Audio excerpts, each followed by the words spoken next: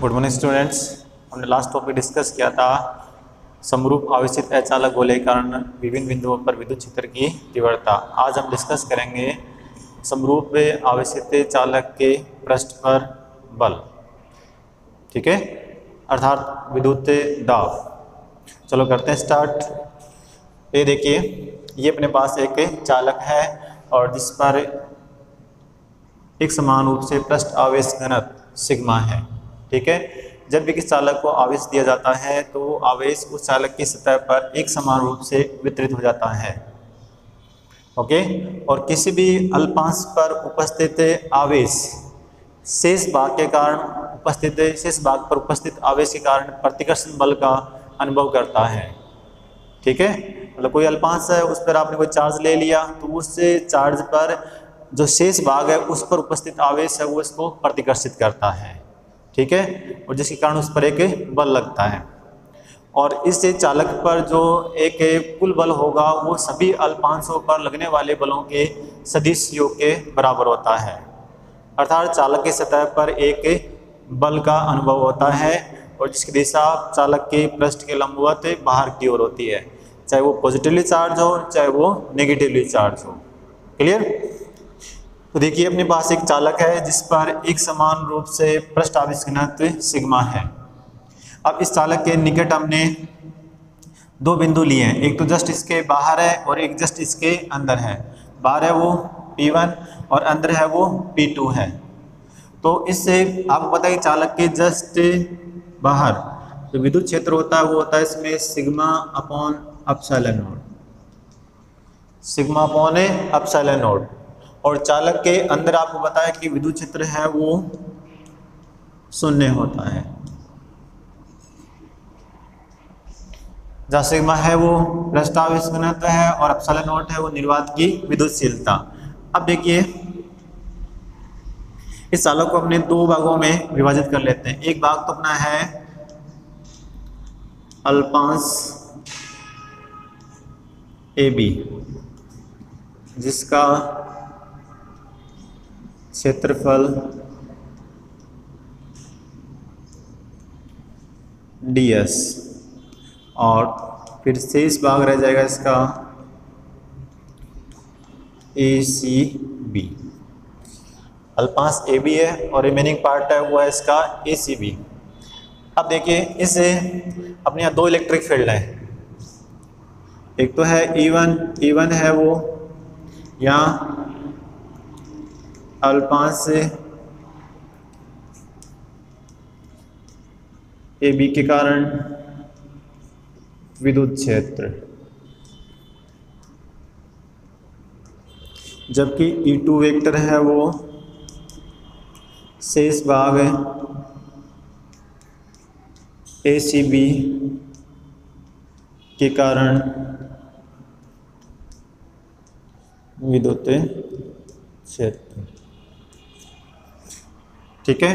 अब देखिए, P point पर आप देख रहे हो, P1 पॉइंट पर जो E1 E2 है वो दोनों है वो सेम डायरेक्शन में है, जबकि P2 पॉइंट पर आप देखोगे कि P2 पॉइंट पर ना आपको मैंने बताया कि इलेक्ट्रिक फील्ड है वो जीरो होता है। ये जीरो तभी पॉसिबल है जब E1 और E2 है वो दोनों अपोजिट डायरेक्शन में हो, ठीक है। तो अगर दोनों P1 पॉइंट पर दो देख रहे हो आप, दोनों सेम डायरेक्शन में होंगे तो दोनों जुड़ जाएंगे और इसको हम किसके इक्वल रख सकते हैं, सिग्मा अपॉन एप्सिलॉन नॉट। ये क्वेश्चन थर्ड। और जबकि आप देख रहे हो P2 पॉइंट पर आप देख रहे हो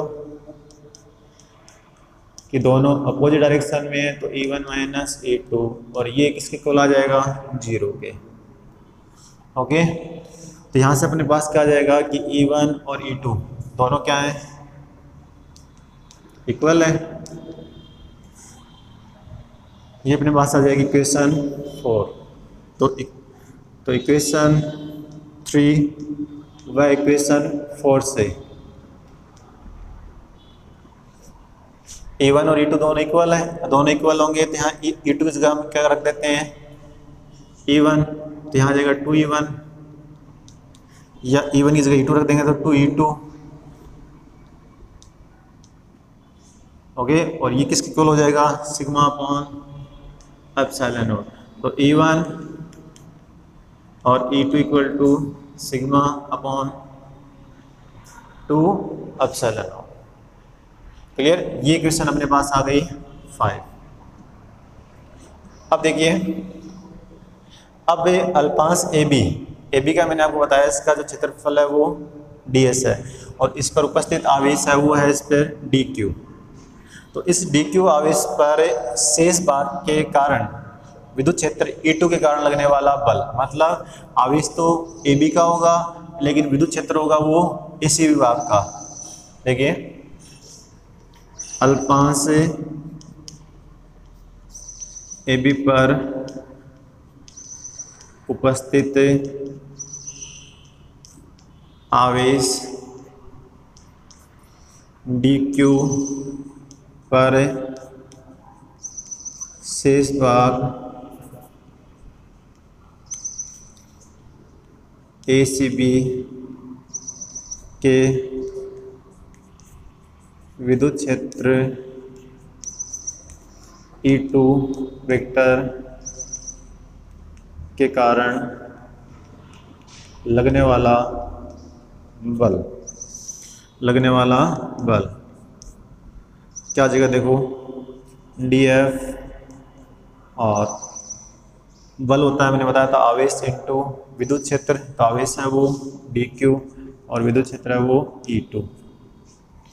ठीक है, अब dq अपने पास होगा वो हो जाएगा सिग्मा ds और E2 की वैल्यू आपको पता ही है सिग्मा अपॉन 2 एप्सिलॉन नॉट। देखिए, सिग्मा होता है dq अपॉन ds, आवेश बटा क्षेत्रफल।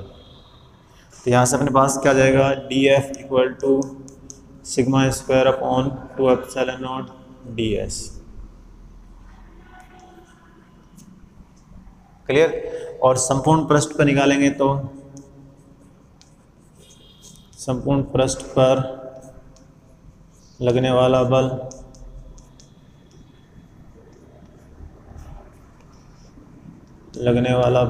इसका क्या कर देंगे अपने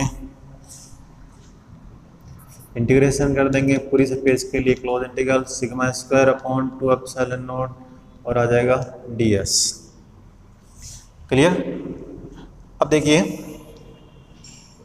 ये तो आ गया बल। अब निकालेंगे एकांक क्षेत्रफल पर लगने वाला बल, अर्थात विद्युत दाब आवेशित चालक के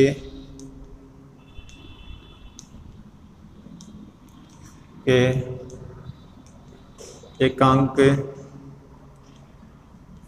क्षेत्रफल पर लगने वाला बल, अर्थात विद्युत दाब। दाब क्या होता है, बल बटा क्षेत्रफल। तो बल ये रहा, क्षेत्रफल ये रहा, dF अपॉन ds।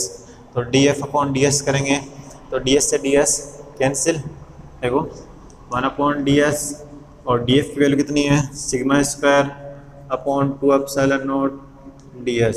तो ds से ds कैंसिल और P इक्वल टू आ जाएगा sigma square upon 2 epsilon not. ये क्वेश्चन 7 हो गई, ये क्वेश्चन 8 हो गई। क्लियर, अब देखिए since E equal to sigma upon epsilon naught और सिग्मा इक्वल टू हो जाएगा epsilon naught into E, epsilon naught into E. तो वैल्यू पुट करेंगे तो P इक्वल टू आ जाएगा अपने पास एप्सिलॉन नॉट का स्क्वायर ई का स्क्वायर अपॉन 2 एप्सिलॉन नॉट। तो ये आ जाएगा 1/2 एप्सिलॉन नॉट ई स्क्वायर। ये क्वेश्चन